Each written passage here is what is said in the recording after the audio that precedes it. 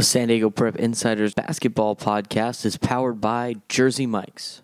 Jersey Mike's, a sub above. Hey, sports fans, Christian Pedersen, Tommy Morris, Aaron Bergen, AJ Bergen. It's over there. He'll be back here at some point walking through. We're talking CIF boys basketball playoffs, Division I now. NIT bracket. Ouch. Yep. Ouch. At me. Let's go. Ouch. I didn't say it. I'm going to get out of the shop for that one. Wow. I knew it was windy and things were blowing around, but I didn't realize Camino. that much shade was being blown around. 24 seed. Okay. Yeah. So apparently really care about this bracket.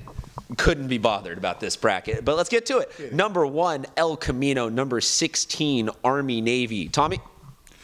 This actually will be close. I think El Camino's going to win, but this, if it's ever going to happen where one loses 16, this would be it. I'm going to disagree. I think that we have seen Jalen Flanagan and this El Camino senior class right now get very close. They lost to Kearney a couple years ago in a championship game. This is their redemption story. This is the team that has put in a lot of losses to bigger schools, has put in a lot of grind. This bracket plays out pretty close to how it should, and they're the team to beat. I mean, I think they're the 1 seed for a reason, but No more Freudian slips, man. Let's treat this. I'm gonna give Tommy some credit because he took the words right out of my mouth. This is the 116 game that could be a very dangerous one.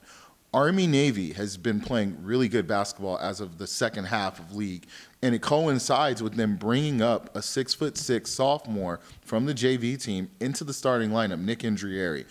When you add him with what they already have in J.C. Kanahute and in Albert Pichardo, who are two very prolific scorers, you get a three. I don't want to say I don't want to call them a threesome, but that's what they are. But you get a trio of players who really have meshed well together in the last half of the league. I like what they're doing, and I think this is going to be one of those games where Jalen Flanagan is going to have to will his team in the fourth quarter to a very close win. Next game, a rematch of the Open Division football finals, finding themselves as the 8-9 matchup in the D1 basketball finals because, for whatever reason, these two schools seem destined to always have to duke it out. Helix, Cathedral Catholic. Tommy? I think this one's Helix. I would agree. Helix, they are a very tough team. I'm going Cathedral Catholic on this one. I just think the inside presence of Bina Anyanwu is going to be pretty tough for Helix. This is going to be one of those games, too, where you have two very contrasting styles.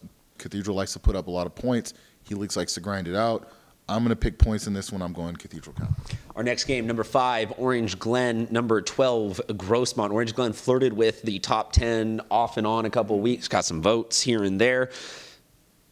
Grossmont still kind of in that lost without a big man to identify around phase after Tommy Rutherford has graduated. So, Tommy, how do you see this one playing out? At Orange Glen, they play in what would be arguably the toughest league in high school basketball in San Diego. They've been through the ringer. I think this is where it all pays off. I will agree. I'll go with Orange Glen.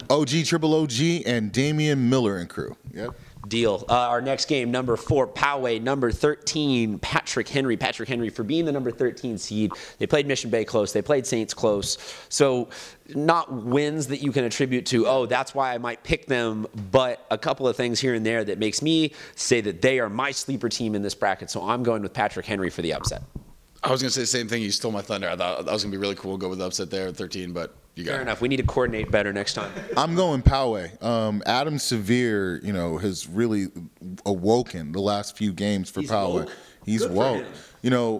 33 points in that double overtime win against Rancho Bernardo at home to see, be the spoiler. Rancho Bernardo was going to go undefeated in league.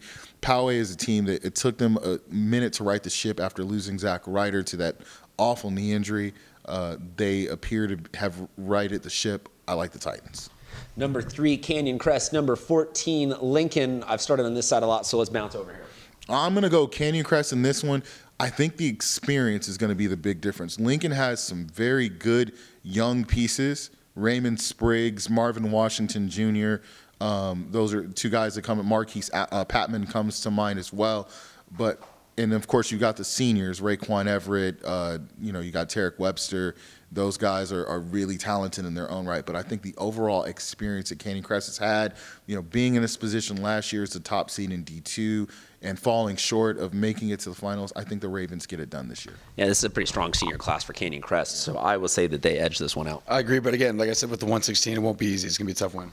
Next game, number 6, Mission Hills, number 11, La Jolla.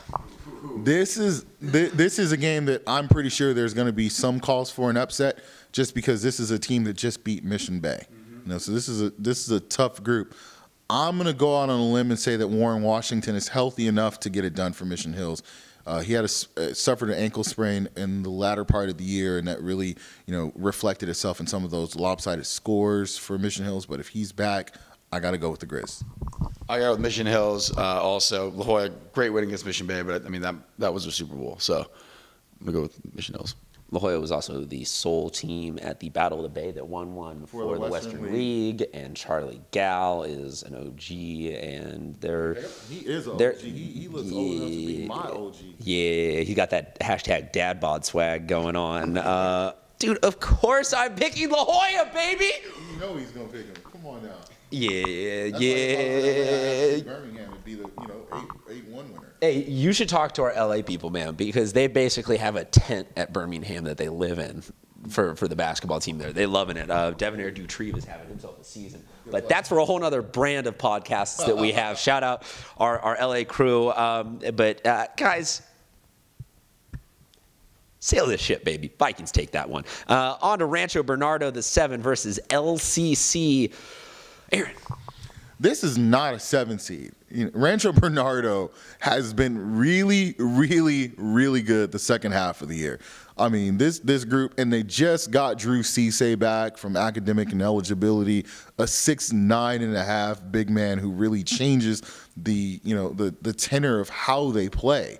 I like Rancho Bernardo, and this is a La Costa Canyon team that is swinging in the wrong direction. They've played the last few games, they just haven't looked themselves. So I'm picking RB 7-10 win. I think there's a lot of hope that LCC was the trust the process LCC of they let some younger kids play a couple years ago and have them grow and mature into an upper class that was, battle tested and ready to win. But you're right, just it has not materialized nearly the way they had hoped. So I'm going to agree, Rancho Bernardo, and this is a Rancho Bernardo team finally. Yeah. Not to discredit the JJ Overton era, but literally we saw their season in last year with 40 plus for JJ and like 4 for the rest of the team. So this is a team. So this is a scary RB mentality right now. Clean sweep. I'll take RB too. All right, our last game, Santa Fe Christian versus Kearney. Guys, SFC is the defending D1 champion, so we already know that they can do it. And also, SFC, we have talked about them taking tough L after tough L after tough L because of their league schedule. So